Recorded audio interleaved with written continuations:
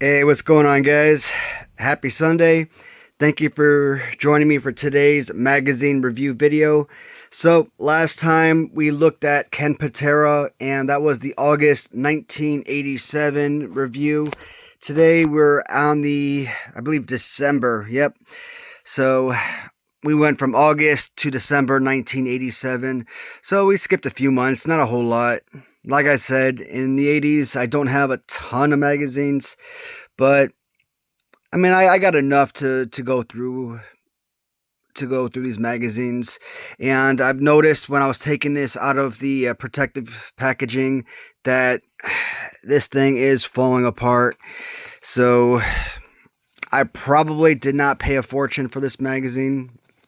And if you actually look at these magazines on eBay, this particular magazine is probably selling for like $30 or so, probably more than that even. And it's probably the reason why I bought this particular magazine is probably because it was more affordable. But the December 1987, let's see what we got here. Bam Bam Bigelow, Big Man, Big Heart, Big Enemies. So 87, I know 1987 was the first Survivor Series, and I'm wondering if they're going to talk about that particular Survivor Series because obviously Team Hogan, when I think Survivor Series, I think, Hogan, and I think Paul Orndorff, which is very awkward seeing Paul Orndorff among the good guys. But you had Hulk Hogan, you had Orndorff, I believe The Rock Don Morocco was on that team. Bam Bam Bigelow, four, and who else was on that team? I'm always forgetting number five.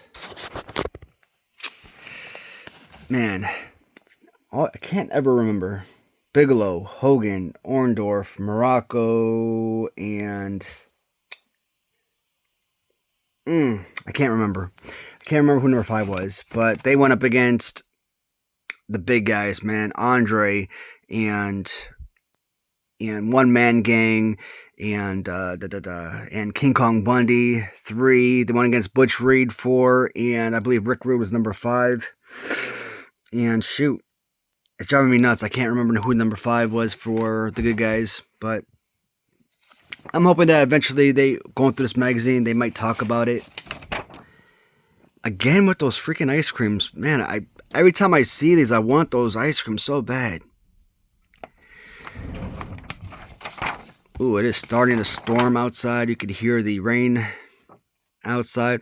Man, a couple days ago, or 2 or 3 days ago, I made a video kind of like, because it was like hailing like really crazy here in Louisville. And I posted that video on my TikTok account.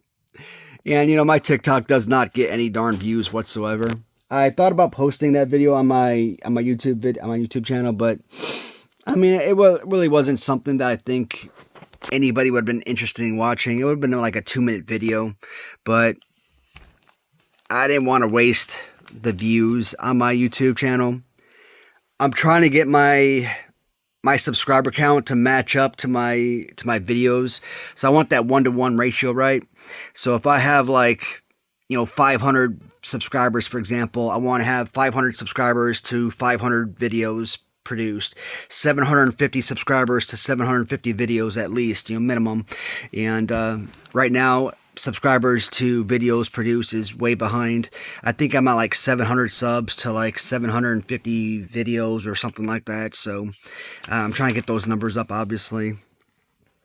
Let's see the table of contents, see what we're looking at.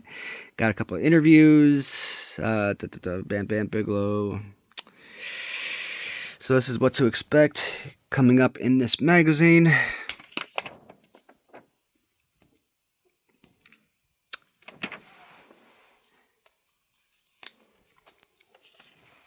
Fun part, like I said, going through these magazines, man. I never go through these magazines. So literally the first time that I ever see a single page of these magazines, I didn't collect magazines growing up. So the first time I ever lay eyes on a single one of these pages is literally the time that I make these videos. And that's the fun part, is to be able to actually kind of share the first experience with you guys, the time that I make these videos. This picture right here with Jesse Ventura and Hogan, you can see why so many people take the LJN Jesse Ventura figure and why they always turn him into Hulk Hogan. Now, generally, when I look at the Jesse Ventura LJN, I hate that figure because the pose is so trashy. But when they turn him into like the WCW NWO Hogan or something, they really beautify the figure. The pose might suck, but they turn him into a really outstanding figure. And I like those pants. I would rock the hell out of those pants. I gotta give Jesse Ventura credit, man. This guy is buff. I need to get on his workout regimen, man. That's pretty awesome. Mabel Toys on eBay. So Andrew Todd Martin, he sells Apollo Driver cassette tape, and I think he's got it up there for about $20, $25, $30. And I've been thinking about buying that cassette tape just for nostalgia reasons, but am I ever seriously going to listen to that tape? Or how about this? Do I even have the ability to listen to that cassette? Do I even have a cassette player anymore?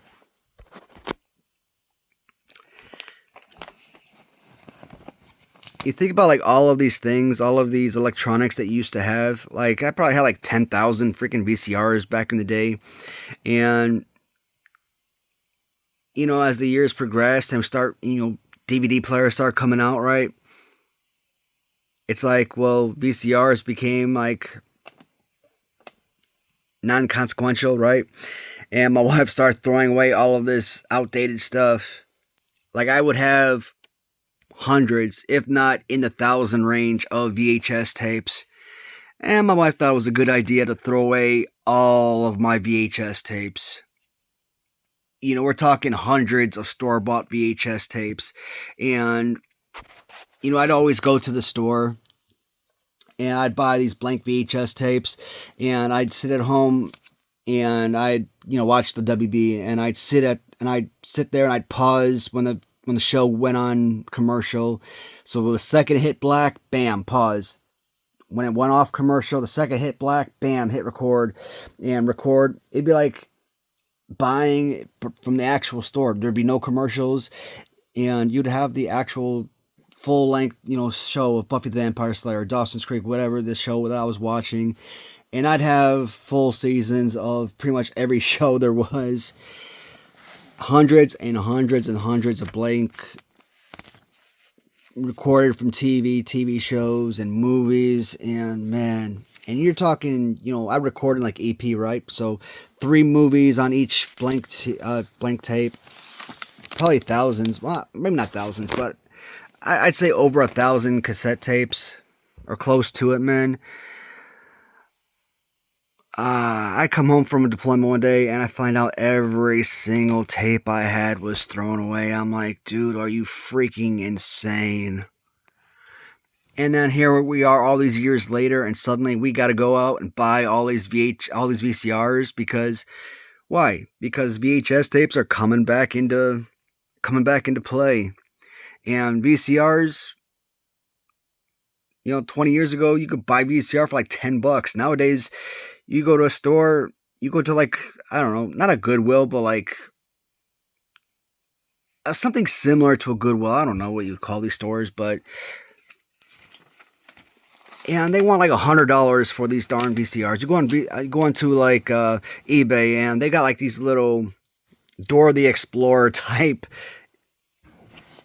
VCRs, and those type of like custom style VCRs, and they sell for like $1,000. I'm like, what kind of insanity is that? So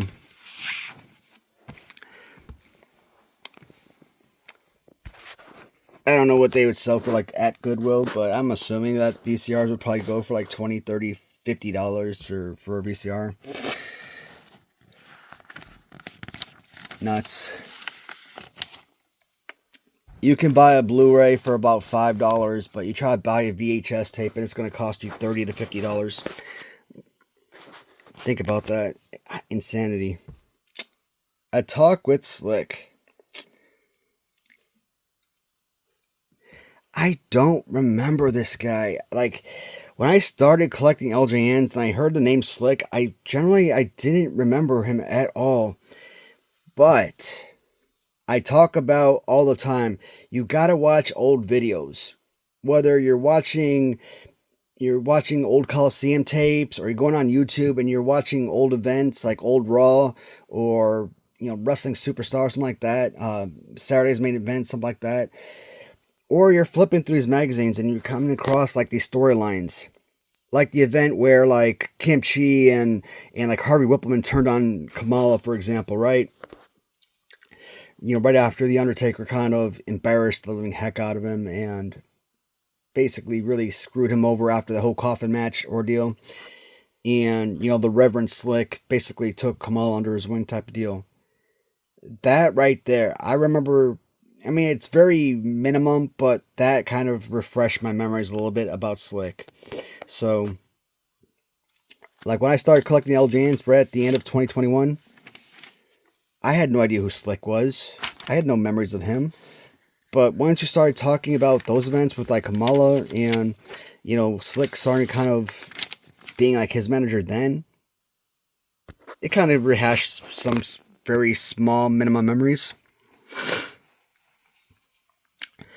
Randy Savage versus the Honky Tonk Man.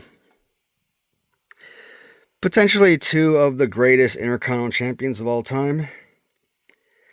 Me personally, when I think of the greatest Intercontinental champions, I think most people would probably put either Savage or Honky Tonk 1-2. I don't know. I probably, me personally, I probably rate maybe Bret Hart number 1, Shawn Michaels number 2. Because again, my memories are mostly centered around the 1990s. Maybe because people don't like him as a worker or they don't like his attitude, you would never list someone like an Ultimate Warrior anywhere, wouldn't even think to touch the Ultimate Warrior, or wouldn't even think about having the Ultimate Warrior's name come out of their mouth. But I will always be an Ultimate Warrior fan. So, I mean, as the Ultimate Warrior, as both Intercontinental and Heavyweight Champion, I mean, how many people have been able to make that claim? Not many. So, mega superstar. And I love the Ultimate Warrior. Like, I've never, even as an adult, like, I don't see what other people see. Like, I love his in-ring performance. Even as an adult, I've never had a complaint about watching him work. I still watch, what was it, WrestleMania 6? Like, I still watch his match with Hogan, and I still think it's one of the greatest matches.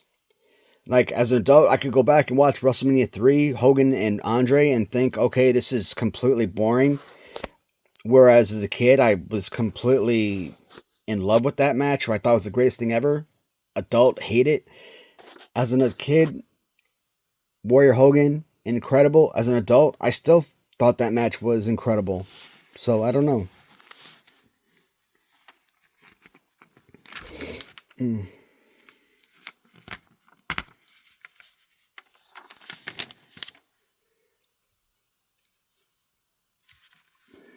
1987 review. Honky Tonk Man takes the Intercontinental title.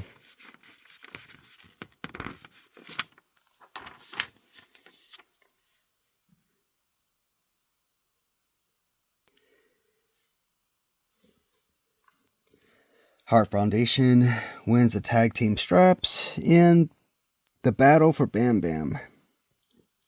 Roddy Piper retires. Ken Patera returns. Ken Patera. So, I've only read and heard stories from other people that talked about the subject. So, I don't know a whole lot about the whole Ken Patera situation. So, from what I've read or heard other people talk about on the whole Ken Patera story, something like he walks into a fast food restaurant, I don't know, like a McDonald's or something. I mean, I don't know if it was roid rage or whatever, but like, got into an argument with like, what was it? What was the story that I heard? Oh man, like got into an argument with like the fast food employees or something, and then ended up like throwing like a brick or a rock or something through the window, and they got arrested. Spent like a year or two in jail for that. I'm like, stupid. You're a professional athlete, and I think he was like a real life Olympian as well. I'm like, come on. You're getting paid as a professional athlete, and you're gonna do some stupid crap like that at a freaking McDonald's. Be serious now. Sensational Sherry ends Mullah's reign. That is a very tiny belt, but that's actually a very, very nice belt. I like that a lot. I don't know what it is. I am so used to seeing Sherry with the face paint, and seeing her without it is just awkward. Slick signs the one man gang.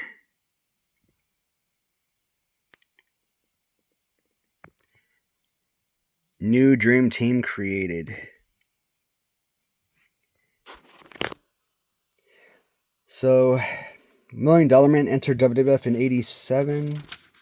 Well, I guess that sounds about right. I was thinking more like 88, but 87. Because hold on a minute.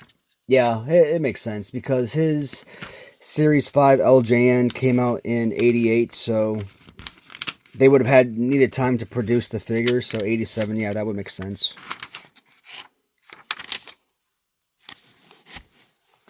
Other significant events. Okay, what happened? Alright, the Islanders Haku and Tama shocked the ring world during the summer by turning their backs on fair play and joining the stable of Bobby the Brain Heenan. Nice.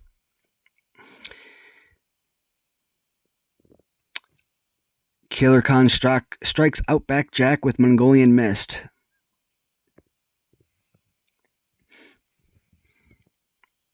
Nice.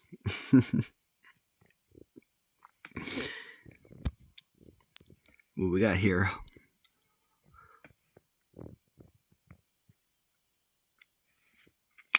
You know what? I think I just bought one of these on eBay.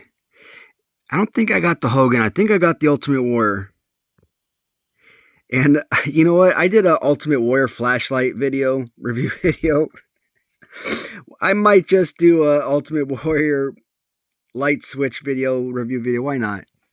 It's something different to add to the collection. So it's just something like I said, you can't always do a action figure review video, and it's just something different for content wise, right?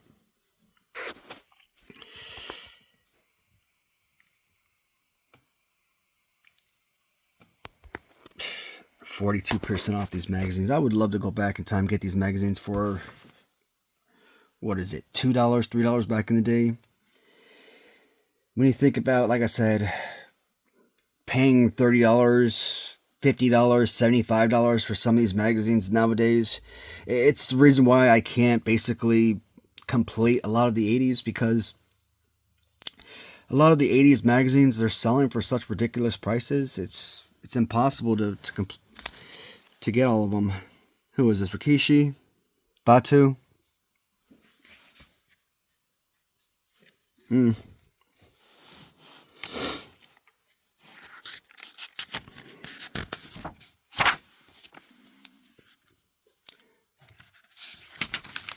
Merchandise catalog.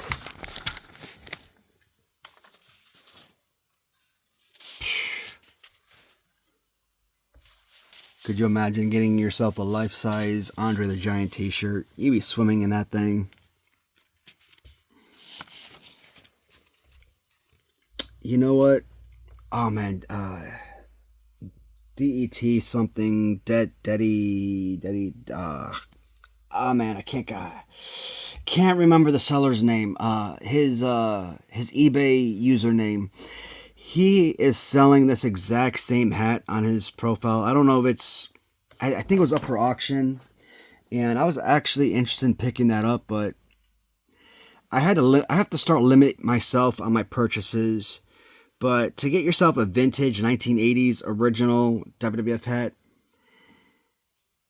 that is something that I should have actually gone for. But generally, I don't really go for clothing. And I'm not big on hats. And you would think that I've got like a million hats, but I don't really wear hats. So,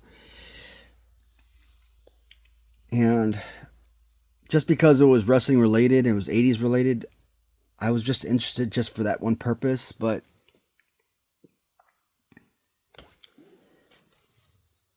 I love this freaking belt. Look at all that. The design of this belt is incredible. Mm.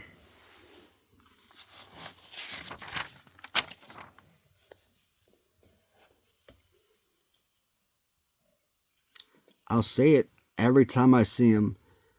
Davey Boy looks so awkward without the dreadlocks. I can never get used to him with the short hair.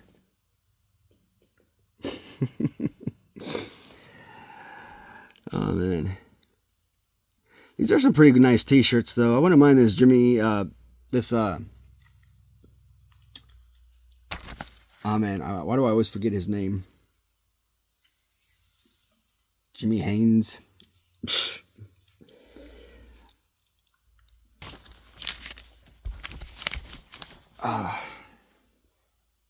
Poor Frankie.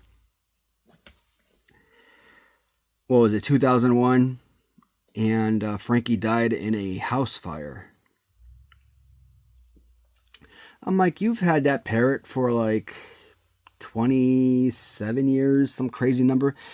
And you think, man, these macaws, they lived for like 100 years. And that bird is like synonymous with your gimmick. I mean, that thing is like, that's not just a pet. That's family right there. And I read that probably a year ago or so. Maybe not that long ago, but when I learned that, for James Ware, that his macaw died, I'm like, that's depressing as heck. I mean, like I said, I mean these birds, I mean they live forever, so. Mm-mm-mm.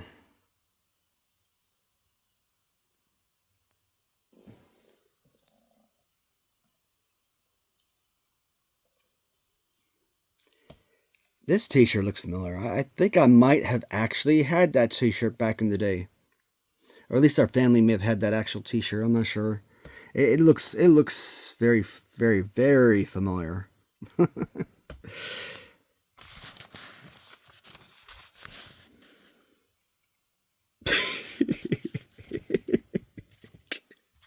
I can't with that photo. I can't. Oh man. Uh, Billy Jack Haynes. Oh man.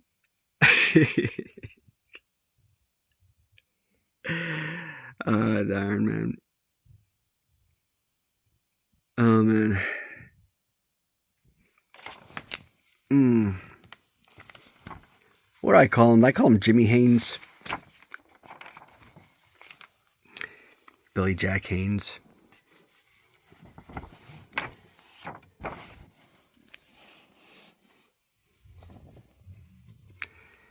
Yeah, I mean, not a whole lot not going on in this magazine. I mean, there was a little bit of review, but which was nice, but not like a whole ton.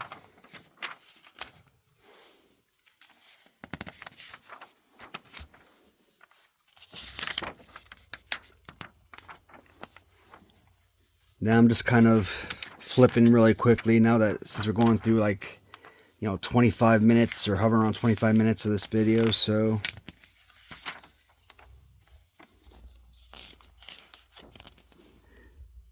who's this down here? I don't recognize that.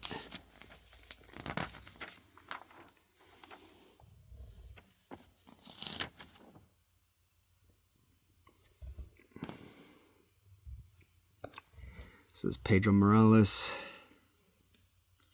Greg Valentine, Jim Neidhart.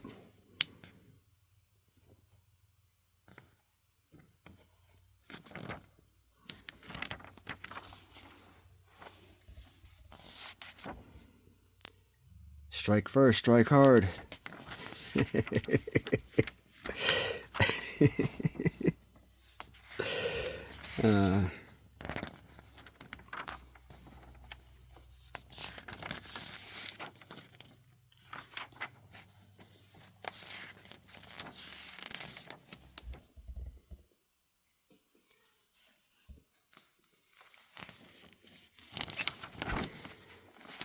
Yeah, we're getting down to the last few pages. I think that's about it. I don't think it's going to show any kind of 87 SummerSlam in here.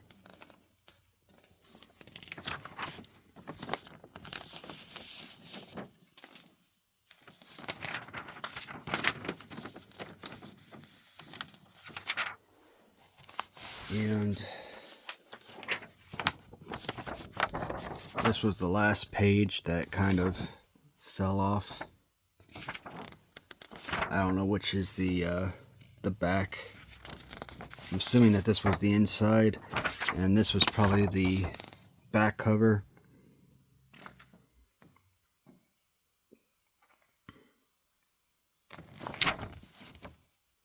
Actually, I'm not sure what's the back cover, but whatever.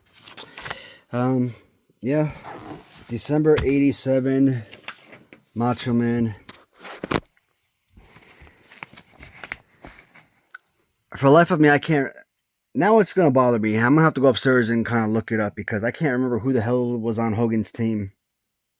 I can only remember 4 guys. And it is seriously bothering the heck out of me. Bam Bam, Hogan. Bam Bam, Hogan, Orndorff.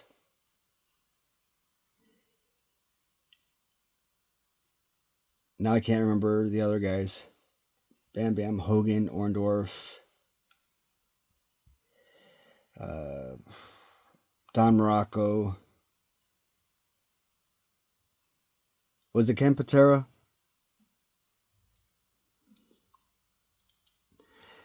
I'm feeling like Ken Patera was maybe the other guy. And if not Ken Patera, maybe someone around that line of Ken Patera-ish.